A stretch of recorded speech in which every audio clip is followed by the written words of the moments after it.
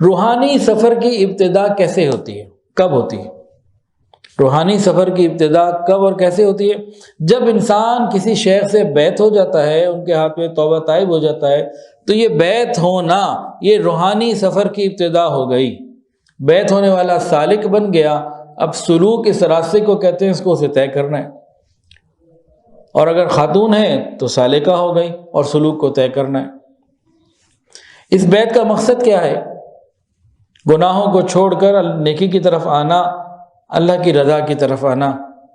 بیعت کا مقصد یہ ہے کہ گناہوں کا کھوٹ رگ رگ اور ریشے ریشے سے نکل جائے، یہ اس کا مقصد ہے۔ مرید اگر طالب صادق ہو، شیخ اگر شیخ کامل ہو، مرید اگر طالب صادق ہو، شیخ اگر شیخ کامل ہو، تو کام بڑا آسان ہو جاتا ہے۔ ہمارے سلسلہ عالیہ نقشبندیہ میں زیادہ تر معاملہ جو رکا رہتا ہے ترقی کا، وہ رہتا ہے مرید کی طرف سے۔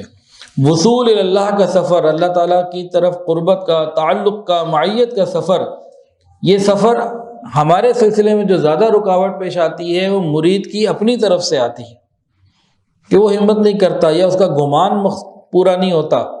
مرید کا گمان یہ ہونا چاہیے کہ میرے شیخ نیک ہیں، اللہ والے ہیں، مجھے ان کی صحبت سے آخرت کی فکر ملے گی، مجھے ان کی صحبت سے نبی علیہ السلام کی محبت ملے گی، اور میں ان کے چہرے کو دیکھوں تو میرے لیے عبادت ہے، ان کا دیدار میرے لیے عبادت ہے، اور ان کے ساتھ رہنا میرے لیے سعادت ہے، باتوں پر عمل کرنا میرے لیے خیر ہے۔ اگر شیخ کامل متبع سنت ہم نے لے لیا تو یہ چیزیں اس کے لیے ضروری ہیں، گمان کرنا۔ ہاں، اگر شیخ کسی بے پردگی میں ہے، بڑے گناہوں میں ہے، کھلے گناہوں میں ہے، تو وہ شیخ بننے کے قابل ہی نہیں ہے۔ یہ تو بات ان کی ہو رہی ہے جو واقعتاً شیخ کامل ہیں۔ تو مرید کا گمان بڑا جتنا زبردست ہوگا اتنا فائدہ اس کو زیادہ ہوگا۔ تو جتنی وہ شیخ کی صحبت میں رہے گا، آنا جانا رکھے گا، دل کرے گا کہ میں بھی متبع سنت ہو جاؤں اور اللہ کے قریب ہوتا چلا جاؤں۔ یہ جو ہم بیعت ہوتے ہیں نا کسی نہ کسی شیخ سے، اللہ والے سے، اس کے اندر بہت بڑی ایک خیر کی حکمت بھی ہے، بڑی پیاری۔ دیکھیں، میرے اور آپ کے گناہوں کے گواہ تو بہت ہیں، فرشتے ہیں، یہ زمین ہے، اور ہمارے جسم کے اپنے اعضاء، یہ قیامت کے دن گناہوں کی گواہی دیں گے۔ جب انسان بیعت کر لیتا ہے کسی متبع سنت شیخ سے، کسی اللہ والے سے، تو یہ کیا ہوتا ہے کہ یہ قیامت کے دن اپنی نیکیوں کے اوپر ایک اللہ کے نیک بندے کو گواہ بنا رہا ہوتا ہے۔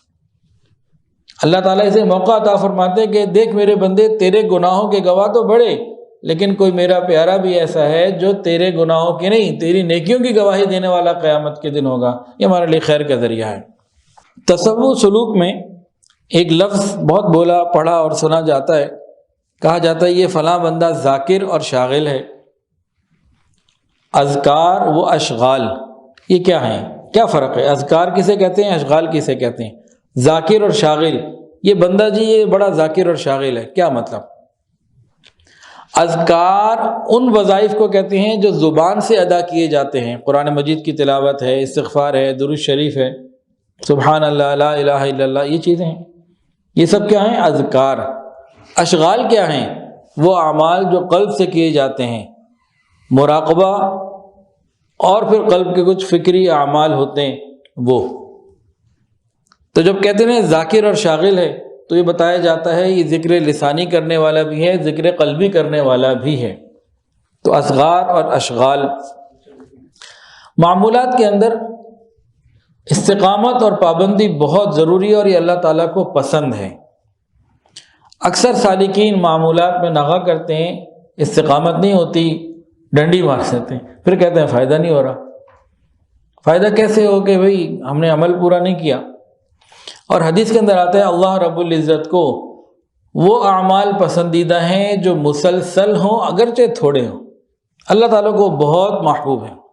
ہمیں روز ہزاروں مرتبہ استغفار کرنے کی ضرورت نہیں، 100 دفعہ ہی کر لیں، لیکن روز کریں۔ اگر کسی سے ابتدا میں 100 پورا نہیں ہو رہا، کچھ کم ہو رہا ہے تو کر لیں، لیکن ناغہ نہ کریں۔ 3-4 دن پرانی بات ہے، میں ایک اپنے کاروباری کزن کے پاس بیٹھا ہوا تھا اس کی فیکٹری میں، تو وہ مجھے کہنے لگا کہ وہ جن کے پاس جاتا تھا، ایک بزرگ تھے، ان کا انتقال ہو گیا حال ہی میں، کہنے لگا کہ بھی میں ان کے پاس جب سے جاتا تھا، جانا کم ہو گیا، ان کا انتقال ہو گیا، ادھر جانا نہیں ہو رہا، تو میں بہت اپنے اندر کمی محسوس کر رہا ہوں، مجھے لگتا ہے اندر سے میں خالی ہو گیا۔ پھر کہنے لگا روز میں 1500 مرتبہ درود شریف پڑھتا تھا۔ کئی اعمال اس نے بتائے جو ہزاروں کی تعداد میں تھے، درود شریف، استغفار، کلمہ وغیرہ ملا کے کم سے کم جو اس نے اس دن تعداد بتائی وہ 4000 سے زیادہ روزانہ کی تھی۔ اور کاروباری آدمی، مصروف آدمی، اس کو دیکھ کے کوئی یقین ہی نہیں کر سکتا کہ اتنا ذکر روز کرتا ہوگا، اور دوران کاروبار بندہ ابھی موجود، تو کرنے والے آج بھی کرتے ہیں۔ اسی طرح ہمارے ایک صاحب ہیں، ایک بہت بڑی کمپنی میں، کوئی ملٹی نیشنل کمپنی ہے، اس میں اچھی پوسٹ کے اوپر ہیں، اور ماشاءاللہ ذاکر بھی ہیں، شاغل بھی ہیں۔ کرتے کرتے ان کا بھی 9واں سبق آیا۔ اب جناب وہ تحلیل لسانی روزانہ 3000 مرتبہ کر رہے ہیں، روز صبح 8 بجے آفس میں۔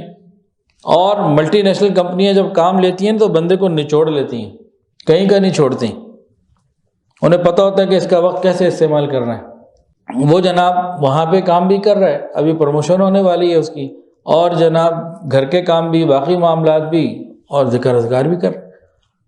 جس دن اس کو یہ سبق ملا، میں نے کہا جناب آپ اس کو پابندی سے کریں، آپ کو 3000 کی تعداد زیادہ لگ رہی ہے ابھی، لیکن چند دنوں کے بعد جب آپ اس پر آ جائیں گے، آپ کے عمل میں آ جائے گا، نہ آپ کا کوئی نقصان ہوگا دنیا کے کام میں، نہ کوئی کمی آئے گی کسی چیز میں، سارے کام ہوتے جائیں گے، اور 3000 دفعہ لا الہ الا اللہ لا الہ الا اللہ یہ بھی ہوتا چلا جائے گا۔